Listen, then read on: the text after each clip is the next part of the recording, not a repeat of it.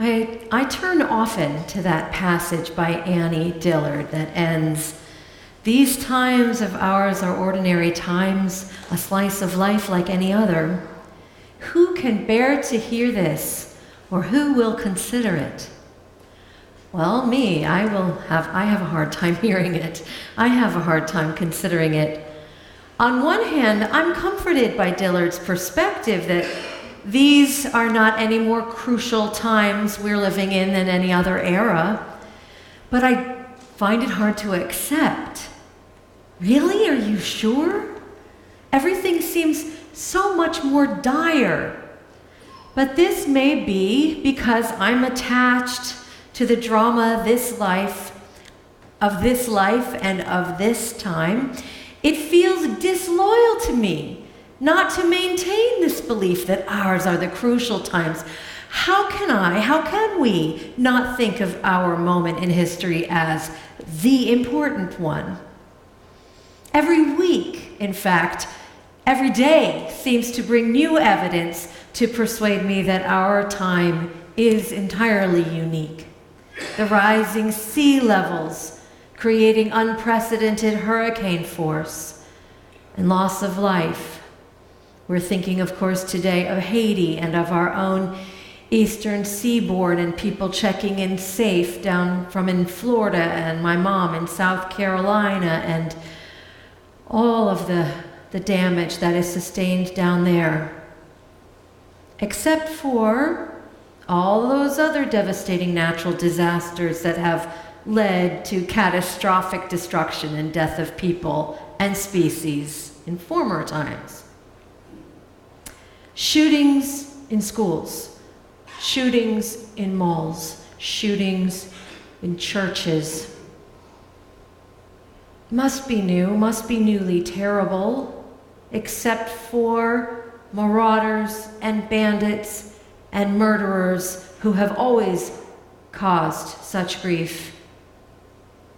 Terrorists must certainly be an original threat in our time, and the resulting refugee populations. Yes, except for the violence of the Inquisition and of the Crusades, except for the refugee crisis after World War II, except for the genocide of indigenous peoples that has finally been recognized as our country begins to call tomorrow Indigenous Peoples Day rather than Columbus Day in honor of the invading force. I call it Indigenous Peoples Day.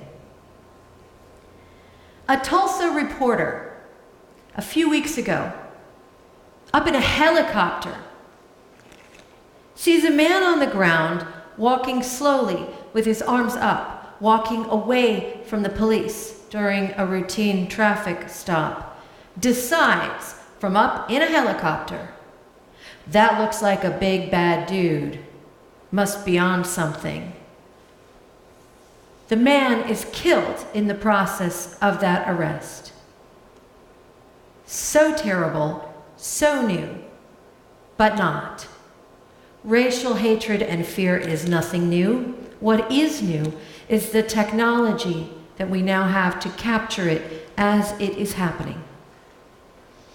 So maybe there is nothing new under the sun. So says Annie Dillard.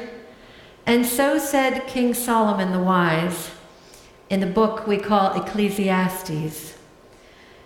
What has been will be again, and what has been done will be done again. There is nothing new under the sun. Biblical wisdom from the Jewish scriptures. We could be tempted to cynicism or apathy by such statements, although I feel certain that that's not how we're meant to hear them. That is not how I am meant even to read Annie Dillard. I feel that we are meant to hear these words as salves to our anxious souls and minds, as a balm. What is new in every generation is us, each in our own unique lifetime, trying to figure out how much to engage with it, how much to feel, how much to react, how much to accept with equanimity as what has been done and will be done again. We are captivated by the great importance of our own time and place because we have not lived in any other. No one has ever seen times like ours, except for those who had never seen times like theirs. Technological change, climate change, political change, social change. How much should I graciously and calmly accept this as the inevitable evolution of time and history?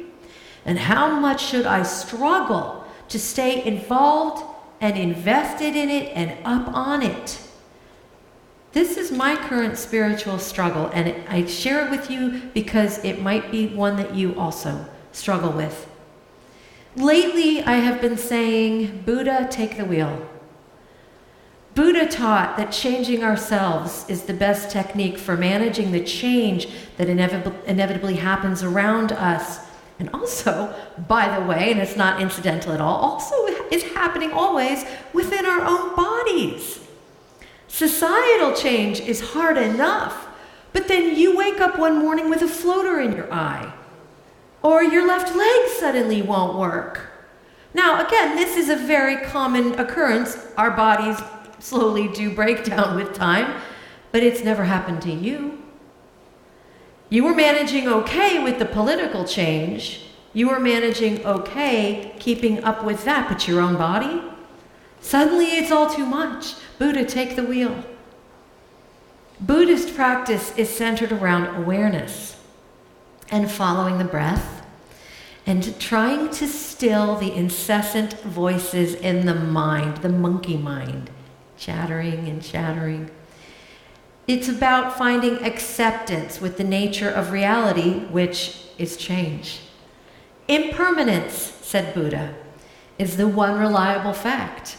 And the cause of all our suffering is fearing and fighting this fact and yearning and craving what we do not have emotionally or materially.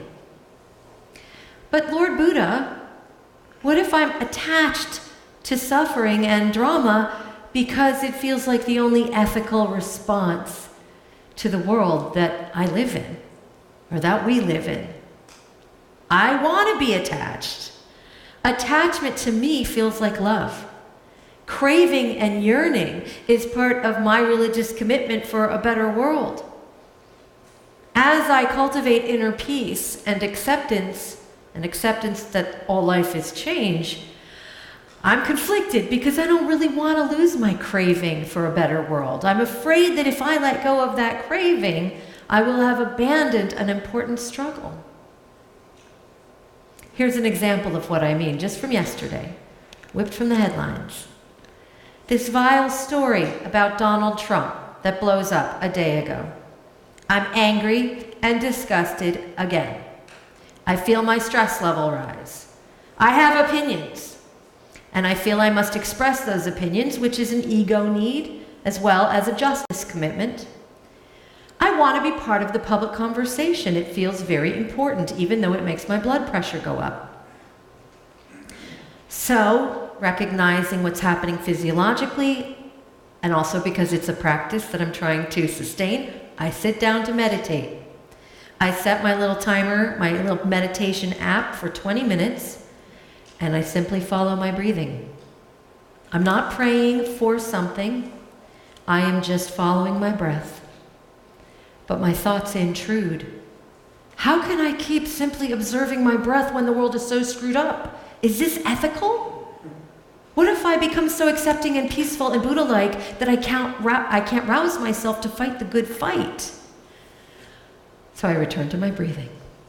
And I observe that I am now fearful and agitated. Breathing in, breathing out. And I remember that in meditation, we never attack or criticize ourselves for thinking or feeling. We simply observe that we are having a thought or that we were experiencing an emotion. Oh, I'm having a thought. That's interesting. There it goes. Oh, I'm having an emotion. Feels very powerful. It's making me feel kind of flushed. My heart rate is increasing. That's interesting. I have observed that. After my 20 minutes is over and my meditation app has chimed a gong a few times, and by the way, it sounds exactly like our gong, I am left with this awareness. I am alive. That's all I know for sure. I don't have answers. I am just much more aware that my mind is constantly making up stories about what is real and what is happening. Once I have let those stories stop, I have invited them to stop, I feel calm, curious, and grateful. The world is as messed up as it was 20 minutes ago, and so am I, but I'm not agitated or afraid of that.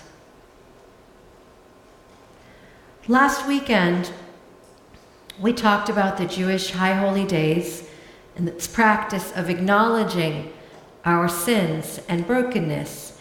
And throughout the week of the days of awe, seeking right relation with those we have harmed or those with whom we are estranged.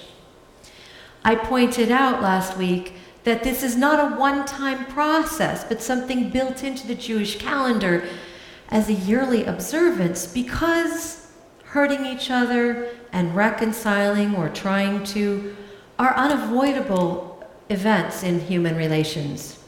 We don't have to be Jewish to know that. We don't need to set aside a season that invites us into real honesty about how much we mean to each other. And so it goes with the world. It means so much to us because we have never known any other. Perhaps this would also be a good season to invite ourselves to real honesty about how much our world means to us.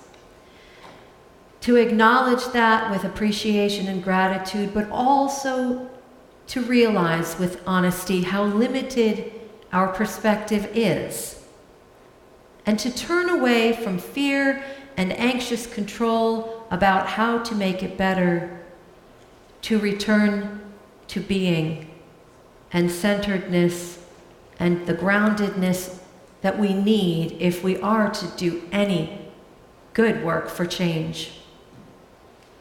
The Jewish word for this turning is tshuva, the turning from brokenness to wholeness, from anxiety and control to acceptance, turning from fearful grasping to reverent appreciation, and to reserve some time in our thoughts and prayers and days for the cultivation of peace and the quiet mind, what the Buddha would have called awareness, and what in the Jewish tradition is called shalom.